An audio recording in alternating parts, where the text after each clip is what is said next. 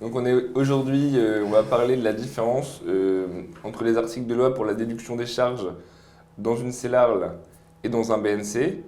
Et j'aurais souhaité Ouais. que vous partagiez votre expertise pour voir s'il y a des différences entre les deux exercices. Est-ce qu'il y a des choses qui sont plus intéressantes que d'autres, ou est-ce qu'il y a des distinctions, ou est-ce que, in fine, c'est la même chose? Bon, en réalité, il n'y a pas énormément de différence sur le principe. Dans tous les cas, qu'on soit en CELARL, et on part du principe qu'on est taxé à l'impôt sur les sociétés, bien évidemment, et en BNC à l'impôt sur revenu, la grande différence est sur la date à laquelle j'enregistre ma charge, si elle est légalement déductible. Et on y reviendra sur légalement déductible.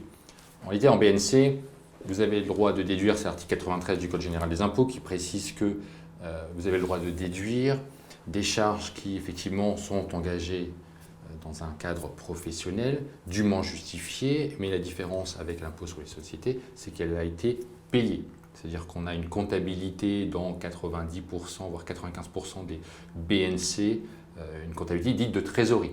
C'est-à-dire que vous n'avez le droit de déduire des charges que si elles ont été effectivement payées. Je dis dans 90% des cas parce que vous avez aussi une option qui est possible quand on est en BNC, d'opter pour une comptabilité d'engagement. Que veut dire opter pour une comptabilité d'engagement? Ça veut dire qu'on va venir comptabiliser, comme un principe pour l'impôt sur les sociétés, on va venir comptabiliser, même dans un BNC, une comptabilité d'engagement veut dire qu'on va venir comptabiliser des charges qui, elles, cette fois-ci, n'auraient pas encore été décaissées. Alors J'explique, par exemple. je vous coupe juste pour parler clairement. Imaginons qu'on ait une facture de prothésiste pour le mois de décembre Oui, d'une année, oui, dont on est dans un BNC. oui, Si on reçoit la facture au 5 janvier, oui. comme on est dans une comptabilité de crédit-débit, excusez-moi, d'engagement, c'est-à-dire que si on ne la paye pas, on ne pourra pas la mettre sur l'année fiscale N. On devrait la mettre sur N Alors, plus 1. Non, pas ça c'est la comptabilité d'engagement. Une comptabilité de trésorerie, vous avez une facture d'un prothésiste le 5 janvier 2021 Voilà. et vous la payez le 6 janvier 2021. Si on est en compta de trésorerie, puisque sur mon exercice 2020, elle n'a pas été déduite, je n'aurai pas le droit de la déduire.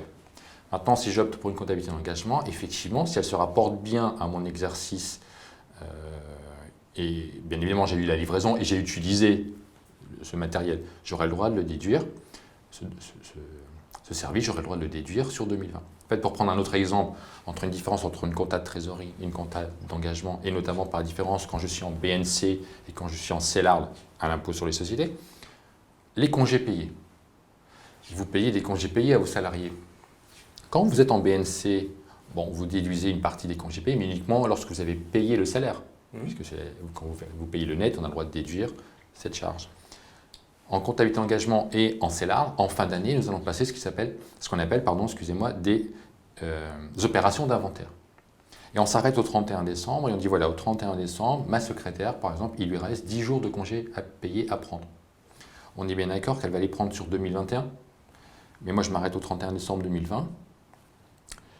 Les congés payés sont dus sur la période 2020. Et donc, quand je vais faire mon bilan au 31 décembre 2020, je vais pouvoir venir comptabiliser une charge qui va correspondre à une provision de congé à payer sur mes comptes 2020, alors qu'effectivement, je vais réellement payer cette charge sur 2021. C'est ça, grosso modo, une comptabilité d'engagement.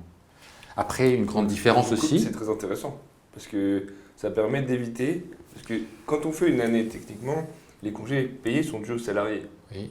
Donc, si on passe une provision pour charge de congés payés, ça permet de ne pas être taxé sur l'URSSAF et l'impôt sur le revenu, sur des choses qui doivent être payées aux salariés.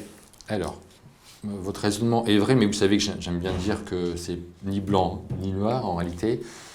Vous avez raison. La question est la suivante, c'est que j'allais aller jusqu'au bout des choses. Qui dit comptabilité d'engagement, c'est dans les deux sens. On ne va pas uniquement comptabiliser des charges pour se faire plaisir et diminuer mon résultat. Ce n'est pas que ça l'avantage. Parce que de l'autre côté, si au 31 décembre, N, par exemple dans mon exemple, le 31 décembre 2020, vous avez réalisé des prestations sur le mois de décembre ou sur le mois de novembre par exemple, qui ont été encaissées sur janvier ou février 2021. En BNC, on ne va pas les passer en produit, puisqu'encore une fois, c'est la même règle, je ne déclare en produit que ce qui a été réellement encaissé. Là, en comptabilité d'engagement, non seulement je vais pouvoir venir effectivement déduire des charges, mais je vais être aussi obligé de venir constater des produits. Je reprends pour mon exemple, vous avez fait des prestations en novembre et en décembre, elles sont encaissées en janvier-février, mais quand je vais faire mon bilan au 31 décembre 2020, je vais devoir constater le produit à recevoir des opérations effectuées en novembre et en décembre. Donc en réalité, ça peut être très intéressant, je pense, de passer en compta d'engagement, notamment quand vous n'avez pas trop d'écart dans les encaissements, mais vous avez des écarts dans les décaissements. C'est pour ça que, hormis certaines professions notariales par exemple, les BNC de santé, c'est assez rare que nous avons des BNC de santé qui basculent en compta d'engagement. On pourrait le faire, mais c'est assez rare. Alors des fois, vous pourriez le faire une année et c'est one shot, c'est-à-dire que vous avez l'avantage, vous dites la première année, bien évidemment, quand je vais passer en compta d'engagement la première année, si je n'ai pas trop d'écart dans le délai d'encaissement entre le moment où je fais la prestation et le moment où j'encaisse cette prestation, vous allez gagner, mais c'est que du one shot. Les années suivantes, par effet de variation, l'impact ne sera plus si significatif que ça. Si je continue sur votre question, vous me disiez quelle était la différence entre BNC et CELARL. Encore une fois, en CELARL, à l'impôt sur les sociétés, vous allez pouvoir aussi constater ce qu'on appelle des provisions. En BNC, compta de trésorerie, on ne passe pas de provisions. En CELARL, impôt sur les sociétés, nous pouvons passer des provisions. Je m'explique. Donc déjà, les factures non parvenues. Vous avez un risque, par exemple, de procès ou prud'homal. Prenons un risque prud'homal. En BNC, le prud'homme, vous allez le déduire uniquement au moment où vous allez payer, si vous êtes condamné, au paiement de la fiche de paie, d'accord, lors du paiement de la fiche de paie. En CELARL, encore une fois, je précise bien impôt sur les sociétés, mais même en impôt sur le revenu, en CELARL, on est en comptabilité d'engagement. Je pourrais provisionner au 31 décembre 2020, c'est-à-dire au moment de ma clôture, le risque prud'homal. Si mon avocat me dit, voilà, il est fort probable qu'on ne gagne pas, que le montant à payer soit de 9 000 euros. Il faut qu'il y ait un procès en cours aussi. Alors tout à fait, je vais y revenir. 9 000 euros, je pourrais déduire ces 9 000 euros. Alors bien évidemment, pour comptabiliser une provision, il faut qu'à la clôture, des comptes, on ait un indice assez significatif que la dépense, on va devoir la sortir. On ne peut pas faire trop au pifomètre. C'est-à-dire que bien évidemment, j'ai eu une procédure engagée par une de mes salariés et qu'elle est en cours. Et qu'ensuite, j'ai bien un document d'un avocat qui m'indique à peu près quel est le risque. Parce que j'avais déjà vu que dans des sociétés immobilières, par exemple, qui avaient des rénovations importantes, on pouvait faire le même type d'opération en disant, voilà, je risque de refaire la toiture ou je risque de... Enfin, c'était pas exactement peut-être pour des travaux, mais on pouvait faire des provisions pour des futures choses qui allaient arriver. Donc là... Oui, attention, là vous faites état d'une particularité sectorielle et je pense que vous parlez plus des SCPI, où la SCPI, effectivement, elle a une réglementation un peu particulière, où elle a le droit de provisionner des dépenses de gros entretiens. Dans une CELARL, c'est quasi impossible de comptabiliser des dépenses de gros entretiens. C'est-à-dire qu'on est limité dans les provisions qu'on peut mettre dans une CELARL ou est-ce que c'est non, c'est par rapport au secteur d'activité. La SCPI, l'information que vous communiquez aux personnes qui vont nous écouter, c'est bien particulier au SCPI, ce genre de dépenses. Ou par exemple, si vous êtes chez Airbus, bien évidemment, vous allez pouvoir, ou chez Air France, vous allez pouvoir passer ce genre de provisions. Mais voilà, c'est des catégories bien spécifiques, ce n'est pas le but aujourd'hui de notre réunion. Mais on a toujours cette idée-là, c'est toutes les charges. Ensuite, une fois qu'on a compris cette différence entre une compta de trésorerie et une compta d'engagement... Une dernière fois, je suis désolé, mais voilà, il y a des choses qui peuvent arriver en dehors des risques prud'homales. Ouais. Imaginons la retraite. La retraite d'un salarié, oui. À un moment où on va avoir un salarié qui va partir à la retraite, il va falloir avoir un décaissement important. Dans un BNC, on pourra avoir un décaissement du départ du salarié par une rupture conventionnelle qu'à ce moment-là. Donc il y a des assurances qui permettent... Et donc ça, qui permettent de provisionner et de pouvoir déduire ça, sauf que ça force les personnes à mettre souvent sur des choses qui sont des fonds cotés multi-supports, qui sont pas forcément des fonds euros. Et est-ce qu'il existe par exemple une possibilité, dans un BNC ou dans une CELARL, de provisionner une charge pour une rupture conventionnelle chaque année, ou par rapport au montant de rupture conventionnelle chaque année, ou de la masse salariale, ou par rapport un licenciement, etc. Et de pouvoir le déduire pour éviter justement d'avoir des impacts sur la comptabilité qui pourraient être plus importants ponctuellement. Alors, là, vous touchez sur un cas très particulier qui est la provision pour départ à la retraite. Effectivement, je vous rejoins en BNC. Ou rupture conventionnelle. Alors, rupture conventionnelle, mais je vais revenir. C'est pas pareil. Provision pour départ à la retraite et risque de rupture conventionnelle, c'est pas la même chose. Si je reste d'abord dans un premier temps sur la provision pour retraite, vous avez raison. C'est toujours le même principe. Trésorerie, si c'est déduit, si c'est payé, je peux déduire. Si on n'a pas encore payé, on ne peut pas déduire. Au niveau de l'impôt sur les sociétés, vous avez deux possibilités, dont une que vous avez déjà citée. La première, c'est la provision pour départ à la retraite. On peut constater chaque année dans les comptes ce qu'on appelle une provision pour départ à la retraite. En règle générale, on le fait pour des structures où on a déjà un nombre de salariés significatif, parce qu'il y a des tables de mortalité à utiliser. Si vous avez 1 ou 2 salariés, l'enjeu n'est pas très significatif. Mais ce qu'il faut savoir, c'est que ma provision pour départ à la retraite, et c'était un autre point sur lequel je voulais aller, oui, comptablement, vous allez pouvoir la passer, cette charge. Mais sur un plan fiscal, l'administration ne vous donne pas l'autorisation de la déduire. Je m'explique. Imaginons que l'on passe une charge de 10 000 euros. Donc oui, comptablement, dans mon compte de résultat, j'aurai cette charge de 10 000 euros. Mais au niveau de mon impôt sur les sociétés, ça ne va rien changer. Puisque j'aurais déduit 10 000, j'aurais constaté 10 000, mais sur ces 10 000, je vais venir les réintégrer. C'est-à-dire que mon résultat comptable, il va être augmenté de cette somme de 10 000 euros. C'est-à-dire que je ne peux pas, entre guillemets, optimiser fiscalement mon résultat par la constatation d'une provision pour départ à la retraite. La seule possibilité, encore une fois, c'est bien particulier pour la provision pour départ à la retraite, vous pouvez passer par un assureur. Et les sommes que vous allez verser à cet assureur pour un paiement futur lorsque un de vos salariés ou une de vos salariés partira à la retraite, ça, cette fois-ci, c'est déductible. C'est-à-dire que quand on est en société à l'impôt sur les sociétés, si je décide de provisionner, ok, comptablement, ça apparaîtra. D'ailleurs, une mention dans l'annexe doit être indiquée. L'annexe est un document complémentaire à la lecture des comptes annuels. Mais fiscalement, je n'aurai pas d'impact. Alors que si cette provision, grosso modo, je la transfère chez un assureur, les sommes que je vais payer mensuellement, annuellement à cet assureur sera déductible. D'accord. Donc, pour ça que je compte par rapport à ça. Moi, je sais très bien ce que vous dites là. Je ne savais pas qu'on ne pouvait pas le déduire, mais je réagis en disant ça me choque. Ça me choque parce que c'est un risque réel. Une personne, imaginons qu'on a une personne qui part à la retraite maintenant à la fin d'un épisode comme une épidémie et qui a eu forcément une baisse d'entrée dans les trésoreries. On n'a pas pu provisionner une charge, on va devoir payer parce que là, il y a beaucoup de personnes qui vont peut-être se retrouver dans cette situation bientôt. Il va falloir payer des personnes qu'on n'a pas pu déduire à un moment donné dans une structure où il va falloir sortir de la trésorerie pour payer toutes ces personnes.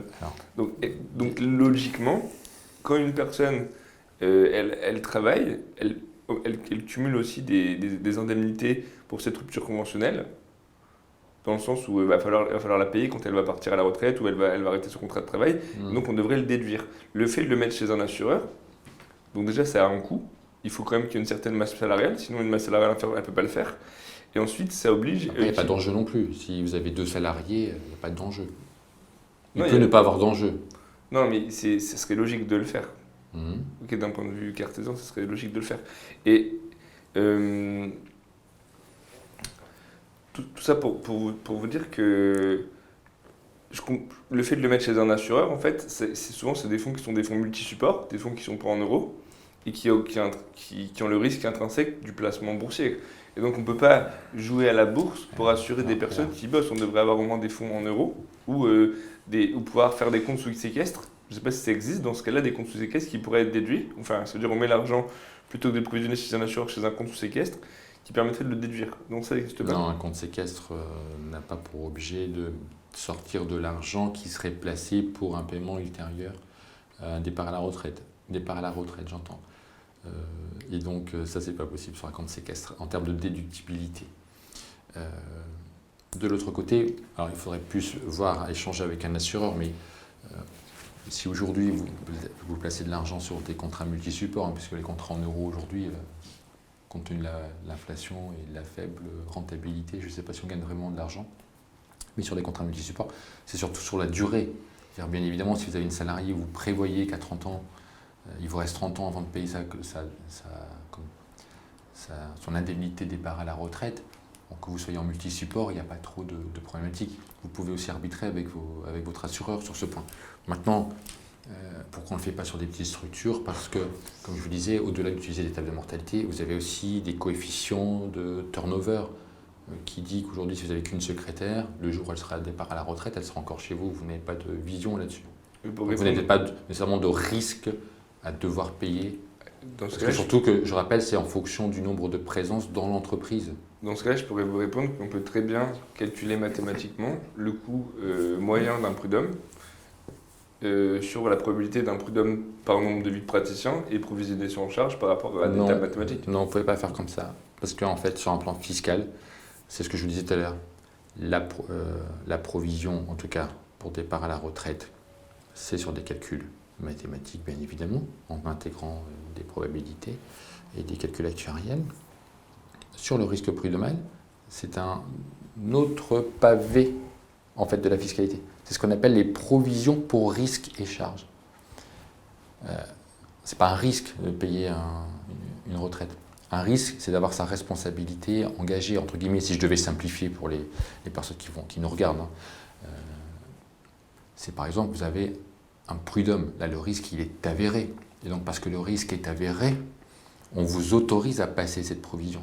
On ne vous autorisera jamais sur un plan fiscal à passer des provisions sur du bini oui ou du monde du bisounours. Je ne dis pas ça, je dis juste qu'une rupture conventionnelle...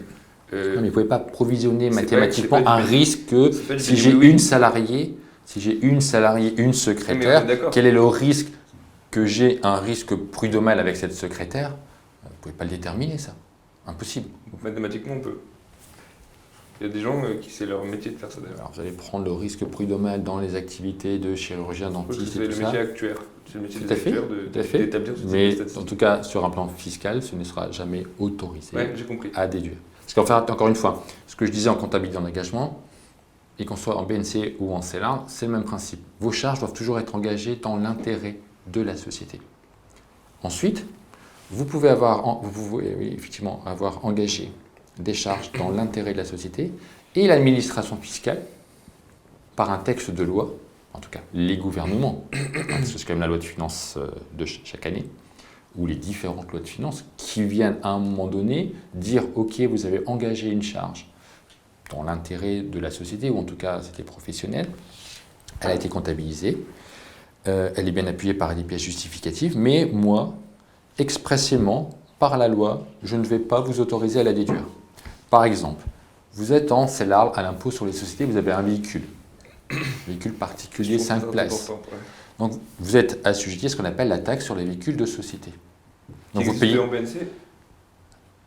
C'est les taxes sur les véhicules de société. En BNC, vous n'êtes pas en société. Oui, c'est pour ça que c'est intéressant d'en parler. Donc vous n'avez pas cette taxe. Mais que vous soyez en CELAR, impôt sur revenu, ou en CELAR, impôt sur les sociétés, là il y a une différence.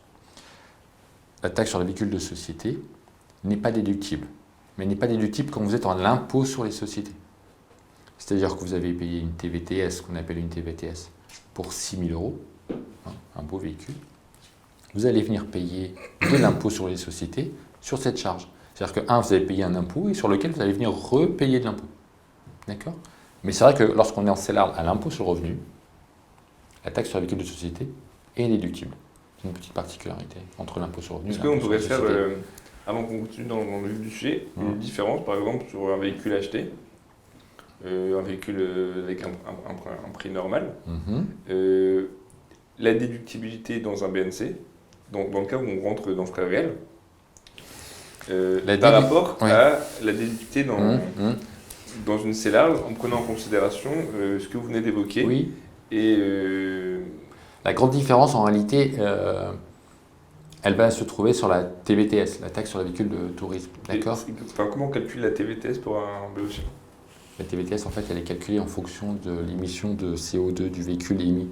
Donc il y a un barème, il y a plusieurs barèmes, 30 000, 20 300, 18 300, donc ça veut 9 dire 900. Que les véhicules qui ne dégagent pas de CO2 sont entièrement déductibles jusqu'à 28 000 €, c'est ça ? Non, c'est pas ce que j'ai dit. Je suis désolé. Non, pas de souci. En réalité, donc deux choses, pour revenir à ce que vous avez dit. La TVTS, donc en BNC, vous n'avez pas cette TVTS, en société, vous l'avez. D'accord? C'est la grande différence. Après, que l'on soit en CELARL ou en BNC, la règle de limitation des amortissements ou du, du loyer de crédit bail, c'est la même. Parce que Il n'y a pas de différence entre les deux, qu'on soit pas, en BNC ou qu'on soit pas, voilà. en CELARL, il n'y a pas de différence. Quelle différence on va avoir? C'est que si j'ai une utilisation personnelle, oui, il y aura une partie de ce loyer qui ne sera pas déductible. Parce qu'on considérera que vous avez utilisé le véhicule qui était dans votre bilan à des fins personnelles. Donc là, effectivement, il y aura une réintégration fiscale dans le BNC. Quand on est en impôt sur les sociétés, ce n'est pas tout à fait la même règle. On va venir constater ce qu'on appelle un avantage en nature pour le dirigeant. D'accord? Voilà. La société a à son actif ou par le biais d'un crédit bail un véhicule de tourisme. Une partie de ce véhicule de tourisme est utilisée à titre personnel. On viendra constater un avantage en nature. Quand bien même vous n'avez pas le régime des salariés, on va venir constater un avantage en nature qui sera lui après soumis à impôt sur le revenu et aux cotisations sociales. Voilà. Le cadre général est le suivant. Donc ce qu'il faut retenir... Qui va être dépendant de la cylindrée. Alors, ce qui sera dépendant de la cylindrée, c'est ma taxe. Après mon utilisation, vous pouvez avoir un Q5 que j'utilise à 20% et je pourrais avoir le même véhicule que je n'utilise qu'à 5% à titre personnel. Vous voyez, donc par exemple, le calcul sera différent. Tous les véhicules sont pas... Par exemple, j'achète un Q5 ou après je monte en gamme ou je descends en gamme, c'est pas forcément déductible sur l'intégralité de la valeur. Non, c'est ce que je vous disais tout à l'heure. Le taux, en fonction du taux d'émission de CO2, vous allez avoir un plafond plus ou moins important du montant que vous allez pouvoir déduire fiscalement. Et la taxe, elle va être basée sur ce plafond. Ouais. Ce qui est logique. Et donc, en fait, cette taxe qui va être payée donc, ne sera pas déductible. Alors, c'est les CO2 et la date de mise en circulation. Ne sera pas déductible. Cette fiscalité dans le sens où elle est taxée à l'IS.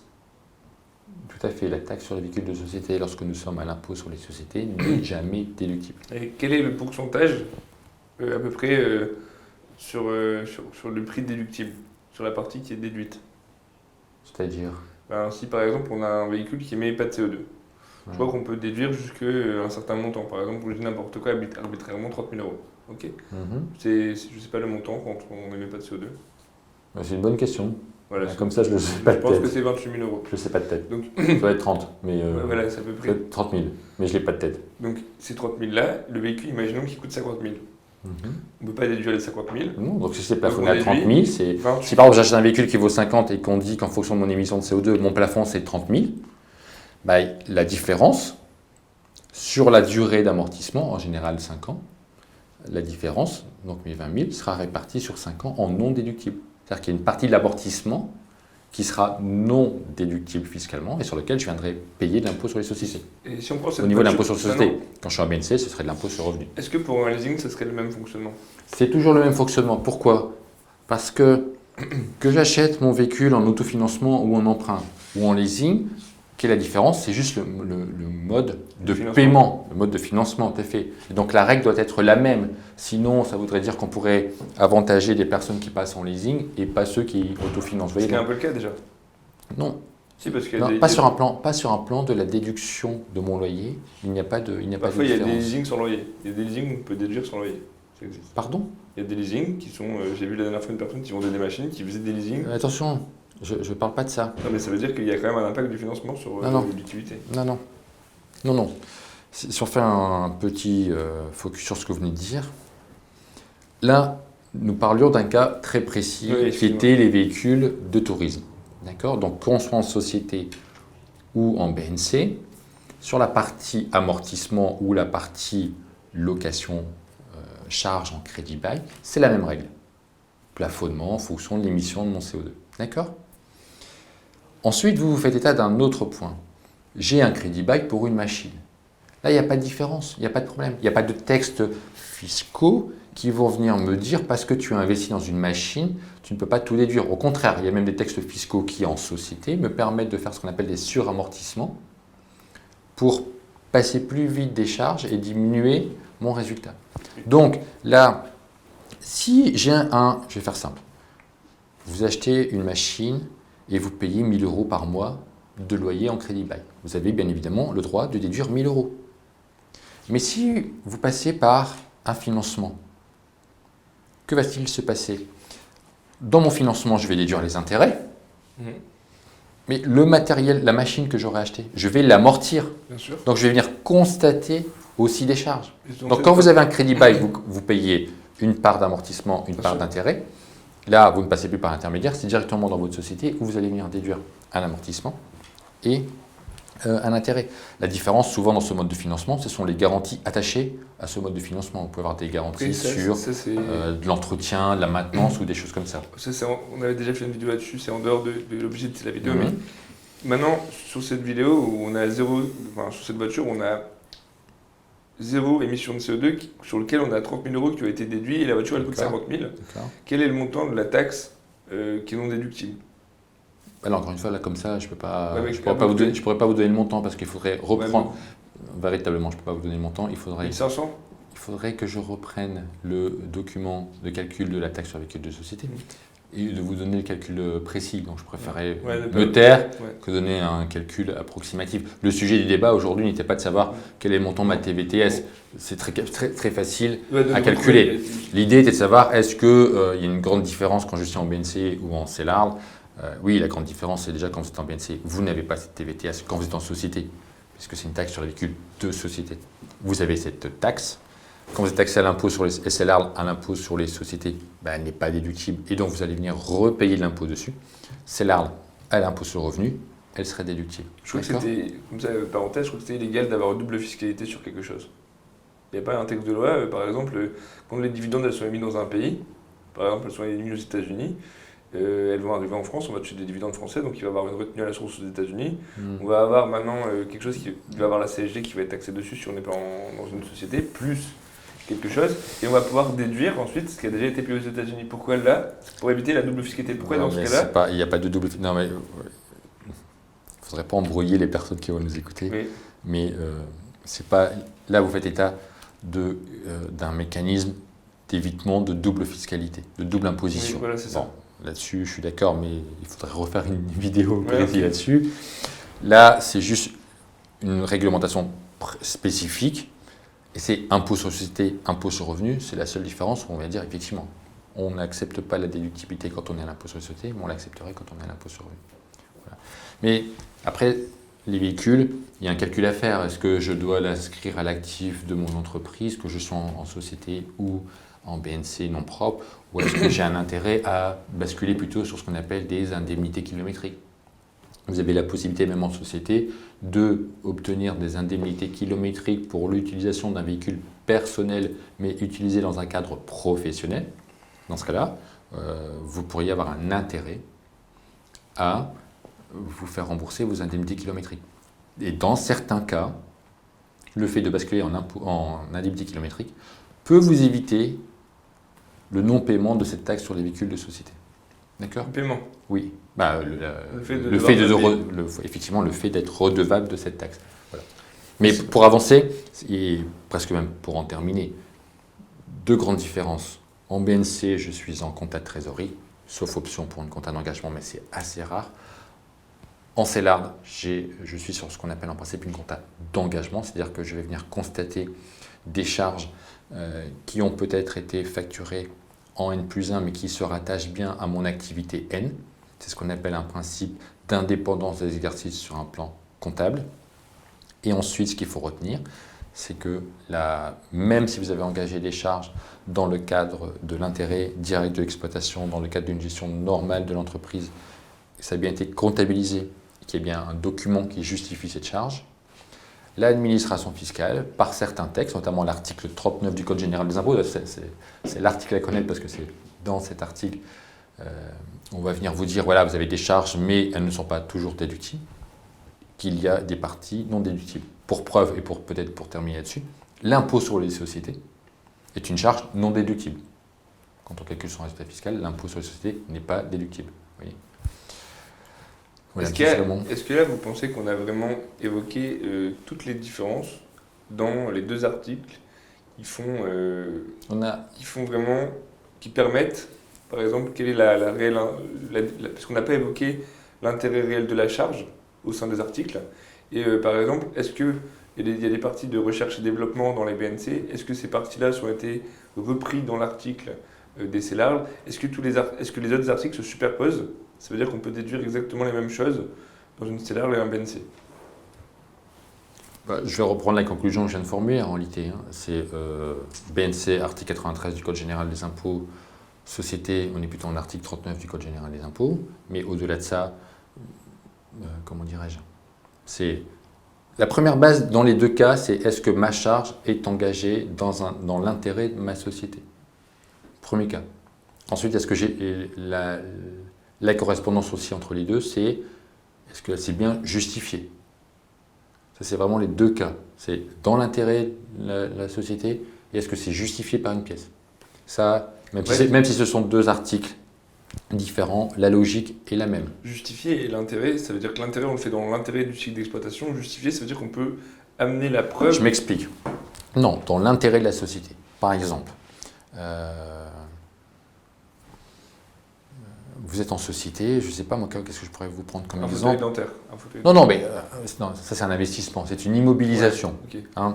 Bien évidemment, dans la charge, je peux passer en charge, vous faites bien de rappeler ça d'ailleurs, ça me permet de rebondir sur un point. C'est en charge si bien évidemment mon acquisition ne relève pas d'une immobilisation, parce que je ne pourrais pas passer à un investissement en charge. Mais l'investissement répond quand même aux mêmes caractéristiques de déductibilité que la charge. L'investissement, vous allez passer une charge non pas en fonction de ce qui sera sur la facture, mais en fonction de ce qu'on appelle un amortissement.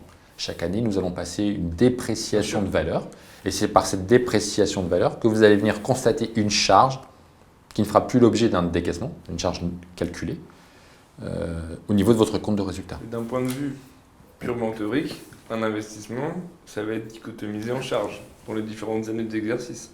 Par le biais des amortissements. Et donc forcément, par le biais des amortissements. Par le biais des amortissements. Et surtout du capital. C'est-à-dire ça veut dire qu'il y a les intérêts et le capital. C'est le capital qui va créer l'amortissement comptable. C'est le capital qui va créer l'amortissement comptable. Qu'est-ce que vous voulez dire? Dans le cas où il y a un financement. Ah oui, non, bien évidemment.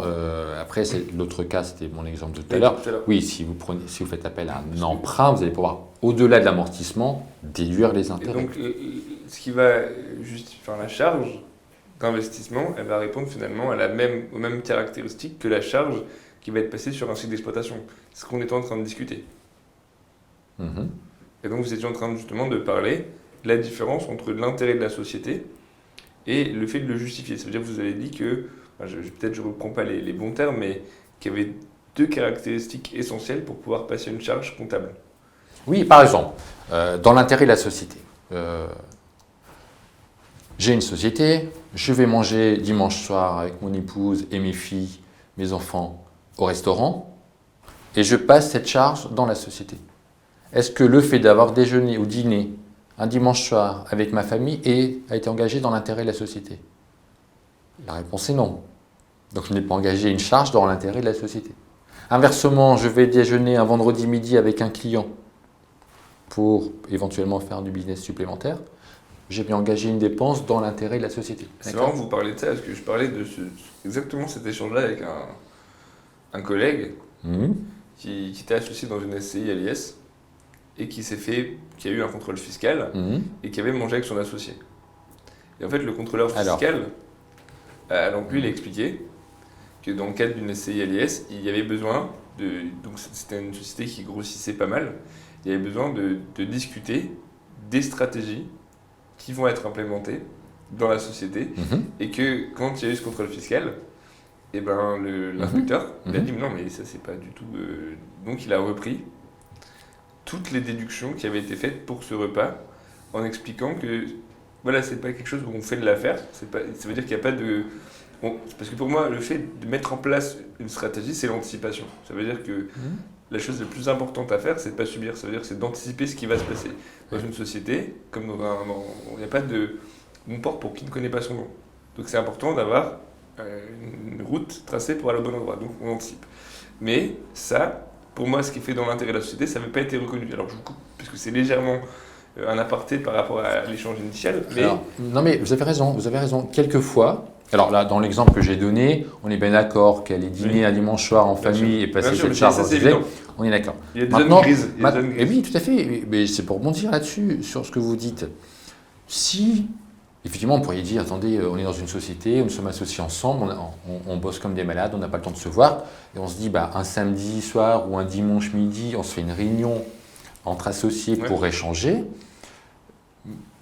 Personnellement, pour moi, il y a possibilité de justifier que ces échanges sont bien engagés dans l'intérêt de la société. Maintenant, si c'est tous les dimanches, c'est plus le même sujet. Maintenant, si à la suite de nos déjeuners ou de nos déjeuners le dimanche, on ferait ça une fois par trimestre, mais qu'à deux. C'est pas écrit qu'il y a 50 000 personnes parce qu'en plus on a invité nos épouses et nos enfants. Si on fait une réunion à deux, parce qu'on est associés, nous sommes associés, nous faisons une réunion par trimestre, un dimanche midi ensemble. Ce qu'il faudrait, c'est qu'à la suite de ces réunions, nous puissions avoir des comptes rendus de ces réunions. Vous voyez, il faudrait être au restaurant et prendre des notes. Si vous êtes au restaurant pour échanger de la stratégie, il est normal qu'à un moment donné, on puisse justifier que nous sommes bien allés manger et qu'en même temps, nous avons parlé stratégie. Donc, pour justifier cet argumentaire auprès du contrôleur, il faut bien que j'ai un document qui prouve que ces réunions trimestrielles aboutissent à quelque chose.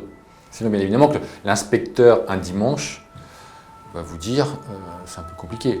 J'ai déjà eu le cas aussi, vous savez, de professionnels, un 14 février, au soir, des repas professionnels. Vous voyez. C'est possible. C'est possible, tout à fait. On peut être, tout à fait, c'est possible. C'est pour ça que c'est pas blanc ou noir. Mais dans tous les cas, si vous engagez ce genre de charge, vous devez toujours vous dire, est-ce que j'ai les moyens de prouver à l'administration fiscale qu'elles ont été engagées dans un intérêt de la société? Si la réponse est non, vous prenez un risque. Parce que moi, je me rappelle, qui n'a rien à voir avec ça, mais je me rappelle d'un mandataire judiciaire qui partait souvent en croisière avec son staff et qui faisait justement écrire des comptes rendus de travail et de stratégie de ces dites croisières. Donc, dans le cas où il fait ça, le mandataire judiciaire, ça passe. A priori, c'est toujours passé. Mais si a priori c'est passé, qu'il a eu les contrôles, tant mieux pour lui. Maintenant, encore une fois, imaginons, je reprends votre exemple, ce qui peut arriver régulièrement d'ailleurs. On fait des croisières, effectivement, peut-être. Alors je reprends. Mais mais il faudrait, tout à fait, au moins peut-être une fois par an. Là, c'est fermé en ce moment. Oui. Mais imaginons qu'il y avait son épouse. En principe, fiscalement parlant, c'est même pas en principe, fiscalement parlant, la charge rattachée à cette croisière pour l'épouse, puisqu'elle n'est pas, sauf si elle travaille. Voilà, sauf si elle travaille. Évidemment, si elle travaille dans la même société. Voilà. Mais dans votre exemple, il me semble qu'elle ne travaillait pas dans la même société. Cette charge ne serait pas déductible. Vous voyez. Pareil, je vais déjeuner un mercredi midi avec un client qui, en plus, il y aurait un membre de ma famille ce jour-là. En principe, le repas du membre de ma famille n'est pas déductible fiscalement. Voilà. Donc, encore une fois, vous ne pouvez pas engager des charges ou c'est plutôt pour un intérêt personnel. Donc, il faut quand même qu'il y ait des comptes rendus qui soient faits systématiquement. Bon, ça, dans votre exemple, dans la partie, bien évidemment. Bien évidemment. Okay. Sinon, comment voulez-vous prouver vos dires devant l'inspecteur? On déjeune une fois par trimestre le dimanche midi, mais j'ai aucun compte rendu qui justifie que j'ai parlé stratégie. Donc là, je peux très bien le dire, écoutez, j'ai les comptes rendus, j'appelle un collègue, il les écrit, et puis voilà les comptes rendus. Ouais, mais là, vous partez sur une zone grise sur laquelle je ne veux pas aller. Ouais, mais c'est pour montrer l'aberration du truc, parce que finalement, c'est... Vous êtes libre de vos propos, pas des miens. C'est... Bien sûr, mais ça prouve rien du tout. Bon, en tout cas, voilà. Après, le jour où l'inspecteur viendra, il ne va pas vous demander 15 jours pour justifier les comptes rendus. Vous êtes censé pouvoir lui remettre dans un laps de temps très très court. 6 semaines. Et puis, les inspecteurs, ils ne vont pas non plus les prendre pour des... Mais j'ai pas dit, non, je dis que c'est des gens très intelligents, c'est pas ça. Je dis juste que on parle de la déductibilité, ou je parle de cet ami qui a déduit ça et qui s'est fait reprendre. Là, vous m'expliquez que... Vraisemblablement, parce qu'il n'a pas pu prouver que les repas, après je ne sais pas quelle était la régularité de ces repas aussi, mais il n'a pas pu prouver que c'était bien engagé dans un axe stratégique. Et donc là, on revient à notre point essentiel qui était la différence entre l'essence de la déduction d'une charge. Et on a encore fait une aparté, je suis désolé. Vous aviez pris 2 points en expliquant que c'était justifié pour la société. Et le deuxième point, c'était justifié dans ce qu'on appelle dans la gestion normale de l'entreprise. Et le troisième, c'est justifié. Donc par une pièce. Une pièce comptable. Un document juridique, tout à fait. Une facture. Un écrit. Un écrit. Après, ça dépend de l'écrit. Parce que c'est la TVA, il faut aussi qu'il y ait un formalisme derrière. Je rappelle quand même que pour les factures, il y a un certain formalisme obligatoire. Donc quand vous parlez du formalisme, c'est forcément vous parlez du formalisme relatif à la facturation. À la dépense. À la dépense. En principe, il faut une facture. Oui. Une facture. Vous ne parlez pas de ce qu'on est en train de justifier, par exemple, savons d'avoir un écrit qui relate. 2 choses. Si je reprends toujours cet exemple de restaurant, et après on va passer à un autre exemple quand même, mais si on passe l'exemple de restaurant, vous devez avoir la facture du restaurant. Sur un plan, d'ailleurs, si vous êtes dans une structure avec de la TVA, je rappelle quand même que vous devez préciser au dos de cette facture de restaurant ou de ce ticket le nom des personnes invitées et dans quel cadre nous avions réalisé ce déjeuner. C'est pour pouvoir récupérer TVA. Là, il faut un intitulé. Oui. Là, quand je disais avoir des comptes rendus d'échanges entre associés, c'est parce que vous m'avez indiqué que l'argumentaire formulé par la personne contrôlée était de dire je déjeune ou je dîne avec mon associé, parce qu'on n'a pas le temps en semaine de le faire. Il n'y a pas de souci. Sauf que si vous argumentez qu'il s'agit d'un point stratégique, il est tout à fait normal que vous puissiez avoir des comptes rendus de vos réunions stratégiques. Après, vous n'êtes pas obligé de faire un roman. Il faut au moins que vous ayez des documents. Il faut toujours prouver l'argumentaire que vous avancez. C'est cohérent. Donc là, vous pensez qu'on a vraiment fait le tour de toutes les charges, de la différence entre les 2 articles de loi? Oui, la différence, c'est quoi? Il y a déjà les points communs. Les points communs, c'est dans l'intérêt, justifié. D'accord?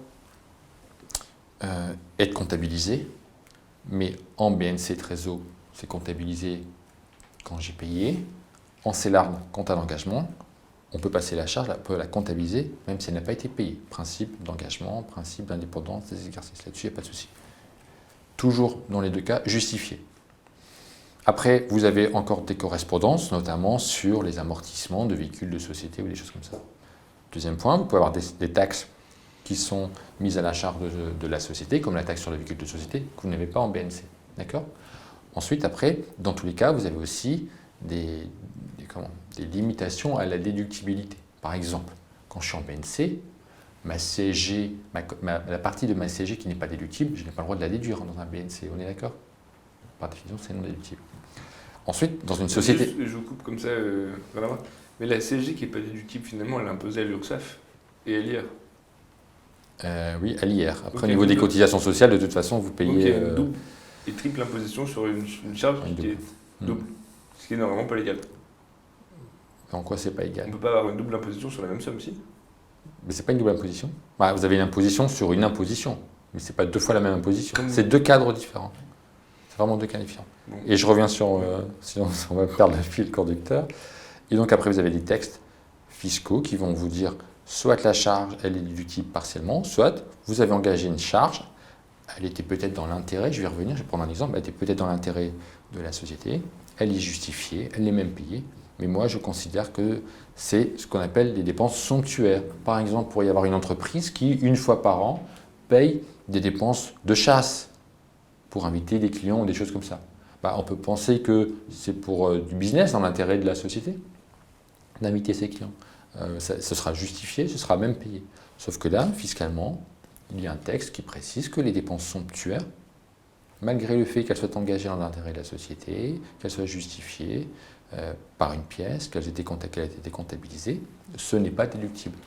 Autant pour une CELARL que pour un BNC? Parce que ça, je pense que pour un BNC, ça serait déductible. Non. Les dépenses somptuaires ne sont jamais... Les dépenses somptuaires, par définition, ne sont jamais déductibles. Parce que si on met... Alors là, c'est un petit peu différent, mais dans un objet social, objet somptuaire. Un objet somptuaire? Oui. Qu'est-ce que c'est quoi? Un tableau? Ce n'est pas l'objet de la société. Bah, on peut très bien. Non. On Ou alors va- vous êtes galerie d'art, et là c'est pas pareil. Non, mais si par exemple, dans une SCI, on fait de la location meublée avec des objets somptuaires, dans ce cas-là, ça voudrait dire qu'on peut mettre des tableaux de qualité. Attendez. Là on parle de charge. Si vous meublez vos SCI, vous louez des biens meublés avec des tableaux de maître, c'est votre problème. Mais c'est pas une charge ça. Si dans l'objet Ce sera un social- investissement. Mais c'est déductible. Non. Ce n'est pas une charge. Mais j'ai le droit L'importance, la charge, c'est qu'elle ne doit pas être considérée comme une immobilisation, c'est-à-dire un investissement qui est utilisé pour au moins plus de 12 mois. Par contre, j'aurais le droit d'utiliser le cash reporté après IS pour l'utilisation d'un achat somptuaire. Vous pouvez utiliser le cash après paiement en Parce que IS. Si j'achète C'est le pas logique ce que tableau, vous me dites. si c'est très logique. Non. Si je veux acheter ce tableau, À titre personnel. à titre personnel, il va falloir que je paye la flat tax ou une charge salariale. Si ça dépend dans quel régime vous Si êtes. maintenant dans mon objet social, j'ai des objets somptuaires, Mais ça veut, je peux très bien les meubler non, c'est sans ah, déduire en utilisant c'est pas une activité. un effet levier d'absence de flat tax. Non, mais c'est pas un objet. Objet somptuaire, c'est pas un objet. L'objet, c'est l'activité de la société. Ok, je comprends. On ne peut pas appeler un objet d'une société, l'objet social d'une société, objet somptuaire, ça n'existe pas. C'est hors Alors, propos. À partir de quand, imaginons qu'on achète un beau mobilier dans les bureaux, à partir de quand, Mais il n'y a pas de sujet. Vous pouvez quand vous voulez. non mais La quelle seule est chose, c'est que ce n'est pas une charge. quand peut-on dire que la dépense est somptuaire? Alors, deux choses. Il y a des dépenses somptuaires repris par l'article 39 du Code général des impôts, en tout cas, et ses sous-divisions, comme les dépenses de chasse, de pêche. Après, dépenses somptuaires, vous achetez un yacht, c'est considéré comme une dépense somptuaire. Maintenant, bien évidemment, vous créez une structure dont l'objet social, c'est la location de yacht. Vous achetez un yacht, on ne va pas vous dire que c'était une dépense somptuaire. Non, parce que l'objet social de ma société, c'est d'avoir un yacht pour le louer. Là, c'est plus une dépense somptuaire. Mais si vous avez une structure, vous avez une boîte de bâtiment et vous décidez d'acheter un yacht, bah, c'est considéré comme une dépense somptuaire. C'est-à-dire que l'amortissement ne sera jamais déductible. À partir de quel montant ou dans quelles caractéristiques on peut dire, est-ce qu'on peut dire ouais, comme ça, non, c'est somptuaire qu'on ne peut pas déduire? Il faut que ça soit pas arbitraire. Si, par exemple, si je vous dis, si je reprends mes dépenses de chasse, alors en général. Imaginons que j'achète des meubles, des beaux meubles, Oui, des meubles. peut-être. Est-ce que là on peut considérer que c'est une dépense somptuaire? Je pense que, soit je n'ai pas été clair, nous parlions depuis le début de charge. Oui. Ok. Là, j'ai bien dit à un moment donné qu'on peut déduire cette charge si elle n'est pas la contrepartie d'une immobilisation, donc d'un investissement. Le mobilier que vous allez acheter, ce n'est pas une charge dans un premier temps. Mais je vous ai Dans un répondu. premier temps, c'est un investissement, donc une immobilisation. Alors, je vais vous Après- répondre que j'ai pas été clair dans ma réponse, parce que après- j'ai dit que donc, un je vais- investissement devait être dichotomisé en charge. Et donc, Par le biais d'amortissement. par le biais d'amortissement. C'est tout. Et donc forcément, Mais donc, que on va si pas la vous le charge- reprocher. Si la charge On ne va pas est vous déduite- reprocher. Si vous avez un beau mobilier, parce que... le yacht, je peux très bien le mettre en amortissement. Mais non. Ouais, Le c'est yacht, la même logique. le yacht, non, parce que le texte fiscal vous dit que c'est une dépense somptuaire. Mais justement, à partir de quand? Parce que Il faudrait reprendre le texte Exact. des impôts dans son exhaustivité et voir déjà toutes les dépenses énumérées qui rentrent dans les dépenses somptuaires. Après, vous avez l'autre côté où ça peut être somptuaire parce que ça ne rentre plus dans l'intérêt de la société. Ok. D'accord? Ok. Bon, bah, c'était un excellent échange. Hein. Merci beaucoup, monsieur Encho. Merci, M. Salomon.